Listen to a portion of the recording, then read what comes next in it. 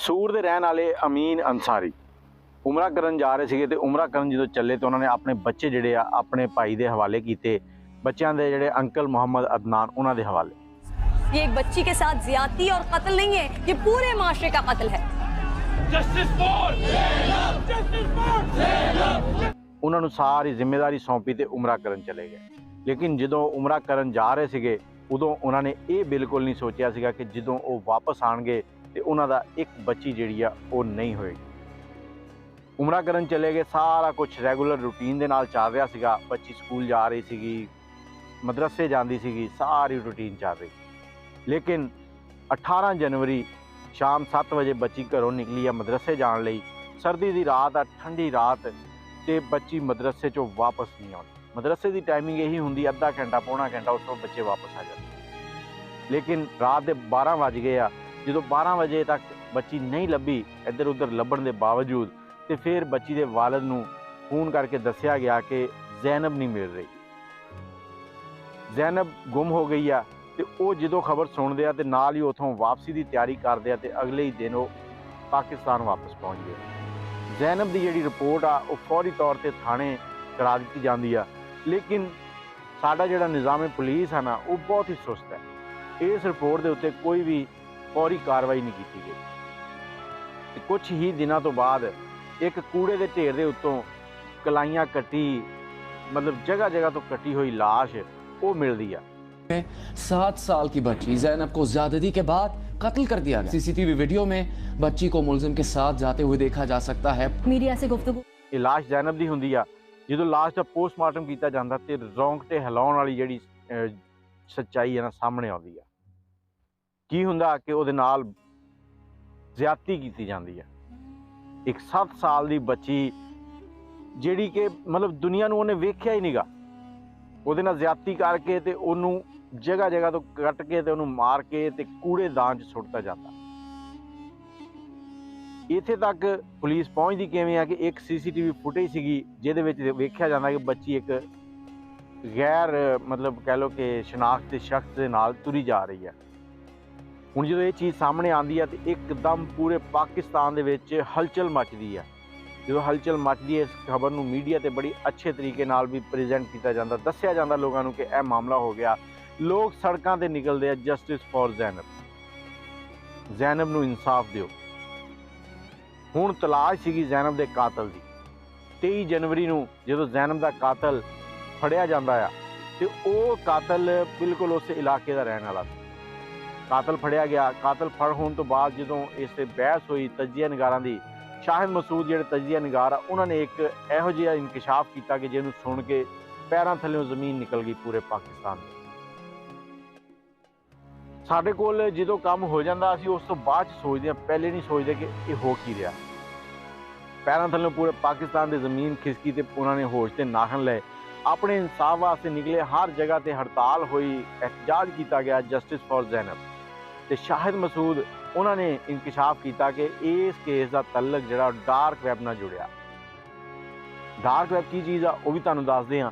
ਲੇਕਿਨ ਉਸ ਤੋਂ ਪਹਿਲੇ ਬੱਚੀ ਦੇ ਵਾਲਿਦ ਜਿਹੜੇ ਸੀ ਅਮੀਨ ਅੰਸਾਰੀ, ਉਹਨਾਂ ਨੇ ਇਹ ਕਿਹਾ ਕਿ ਇਹ ਜਿਹੜਾ ਕਾਤਲ ਫੜਿਆ ਆ, ਇਸ ਕਾਤਲ ਦੇ ਚਿਹਰੇ ਤੇ ਜ਼ਰਾ ਵੀ ਨਦਾਮਤ ਨਹੀਂ ਹੈਗੀ।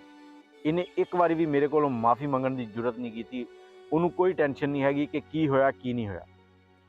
ਜਦੋਂ ਇਹਦੀ ਤਹਿਕੀਕਾਤ ਹੋਈ ਤੇ ਪਤਾ ਲੱਗਿਆ ਕਿ ਇਸ ਤੋਂ ਪਹਿਲੇ ਵੀ 7 ਬੱਚੀਆਂ ਦੇ ਨਾਲ ਉਹ ਰੇਪ ਕਰਕੇ ਤੇ ਉਹਨਾਂ ਨੂੰ ਮਾਰ ਕੇ ਇਸੇ ਤਰ੍ਹਾਂ ਹੀ ਸੁੱਟ ਚੁੱਕਿਆ।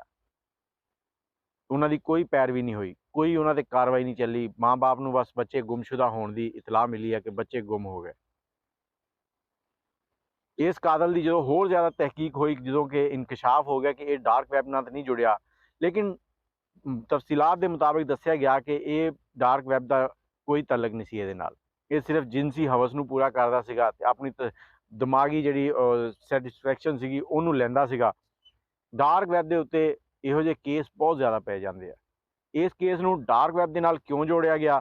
ਉਹਦੀ ਵਜ੍ਹਾ ਇਹ ਆ ਕਿ ਡਾਰਕ ਵੈਬ ਉਹ ਚੀਜ਼ ਹੈ ਜਿੱਥੇ ਤੁਹਾਡੀ ਸੋਚ ਖਤਮ ਹੁੰਦੀ ਹੈ, ਉਸ ਤੋਂ ਅਗਲੀਆਂ ਚੀਜ਼ਾਂ ਉੱਥੇ ਸ਼ੁਰੂ ਹੁੰਦੀਆਂ।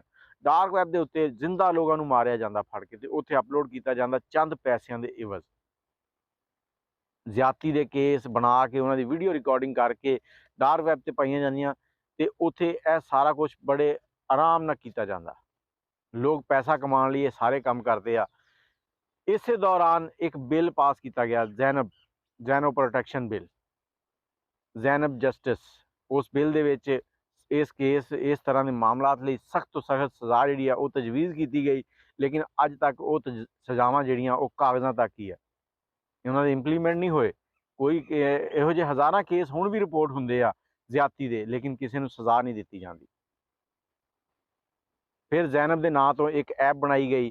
ਉਸ ਐਪ ਦੇ ਵਿੱਚ ਅਗਰ ਤੁਹਾਡਾ ਕੋਈ ਬੱਚਾ ਗੁੰਮ ਹੋ ਜਾਂਦਾ ਤਾਂ ਫੌਰੀ ਤੌਰ ਤੇ ਉਹਦੀ ਫੋਟੋ, ਉਹਦੀ ਡਿਟੇਲ ਅਪਲੋਡ ਕਰੋ, ਤਾਂ ਕਿ ਜਿਹੜੀਆਂ ਏਜੰਸੀਆਂ ਆ ਉਹ ਸਾਰੀਆਂ ਹਰਕਤ 'ਚ ਆਉਣ ਤੇ ਜਲਦ ਤੋਂ ਜਲਦ ਬੱਚਾ ਜਿਹੜਾ ਉਹ ਬਾਜ਼ਿਆਬ ਕਰਾਇਆ ਜਾਏ। ਲੇਕਿਨ ਜ਼ੈਨਬ ਜਿਹੜੀ ਸੀ ਉਹ ਆਪਣੀ ਜ਼ਿੰਦਗੀ ਹਾਰ ਚੁੱਕੀ ਸੀ। ਇਹ ਸਟੋਰੀ ਤੁਸੀਂ ਪਹਿਲੇ ਵੀ ਸੁਣੀ ਹੋਣੀ ਹੈ, ਲੇਕਿਨ ਸੁਣਾਉਣ ਦਾ ਮਕਸਦ ਇਹ ਆ ਕਿ ਆਪਣਾ ਤੇ ਆਪਣੇ ਬੱਚਿਆਂ ਦਾ ਖਿਆਲ ਰੱਖੋ।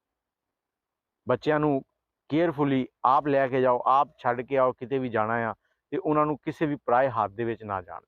ਬੱਚਿਆਂ ਨੂੰ ਦੱਸੋ ਬੈਡ ਟੱਚ, ਗੁੱਡ ਟੱਚ, ਇਹ ਸਾਰੀ ਤਫਸੀਲਾਤ ਜਿਹੜੀਆਂ ਨੈੱਟ ਦੇ ਉੱਤੇ ਮਿਲ ਜਾਂਦੀਆਂ ਕਿ ਕਿਸ ਤਰ੍ਹਾਂ ਤੁਸੀਂ ਬੱਚਿਆਂ ਨੂੰ ਗਾਈਡ ਕਰ ਸਕਦੇ ਹੋ। ਸਕੂਲਾਂ ਦੇ ਟੀਚਰ ਟੀਚਰਾਂ ਜਿਹੜੀਆਂ ਉਹਨਾਂ ਨੂੰ ਦੱਸਣਾ ਚਾਹੀਦਾ, ਖਾਸ ਤੌਰ ਤੇ ਬੱਚੀਆਂ ਲਈ ਇਹ ਜਿਹੜੀਆਂ ਮਾਮਲਾ ਤਾਂ ਇਹ ਆਗਾਹ ਕਰਨਾ ਚਾਹੀਦਾ ਉਹਨਾਂ ਨੂੰ ਕਿ ਕੋਈ ਵੀ ਗੈਰ ਮਰਦ ਤੁਹਾਨੂੰ ਕੋਈ ਵੀ ਲਾਲਚ ਦੇਵੇ, ਕੋਈ ਚੀਜ਼ ਦੇਵੇ, ਕੁਝ ਵੀ ਕਵੇ, ਤੁਸੀਂ ਨਾਲ ਨਹੀਂ ਜਾਣਾ।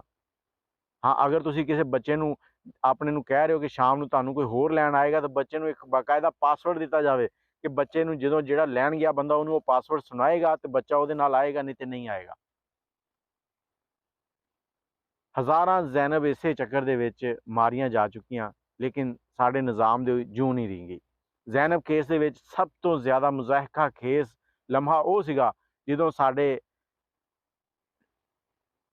ਵਜ਼ੀਰ ਆਲਾ ਸਾਹਿਬ, ਕਹਿੰਦਿਆਂ ਵੀ ਡਰ ਲੱਗਦਾ ਜੀ, ਵਜ਼ੀਰ ਆਲਾ ਸਾਹਿਬ ਨੇ ਪ੍ਰੈਸ ਕਾਨਫਰੰਸ ਦੇ ਦੌਰਾਨ ਉਹਨਾਂ ਦੇ ਅੱਗੇ ਮਾਈਕ ਘੁਮਾ ਦਿੱਤਾ ਸੀ ਕਿ ਤੁਸੀਂ ਬਸ ਇੰਨਾ ਹੀ ਬੋਲਣਾ ਜਿੰਨਾ ਤੁਹਾਨੂੰ ਦੱਸਿਆ ਗਿਆ ਸੀ, ਅੱਗੇ ਨਹੀਂ ਬੋਲਣਾ।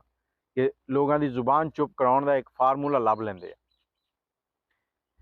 ਜ਼ੈਨਬ ਨੂੰ ਤਾਂ ਮੇਰਾ ਖਿਆਲ ਅੱਜ ਵੀ ਇਨਸਾਫ ਨਹੀਂ ਮਿਲਿਆ। ਉਹ ਅੱਜ ਵੀ ਚੀਖ ਕੇ ਕਹਿ ਰਹੀ ਹੈ ਕਿ ਮੈਨੂੰ ਇਨਸਾਫ ਦਿਓ, ਮੇਰੇ ਤੇ ਜਿਹੜਾ ਕਾਨੂੰਨ ਜਿਹੜਾ ਪਾਸ ਕੀਤਾ ਸੀਗਾ ਉਹਨੂੰ ਇੰਪਲੀਮੈਂਟ ਕਰੋ।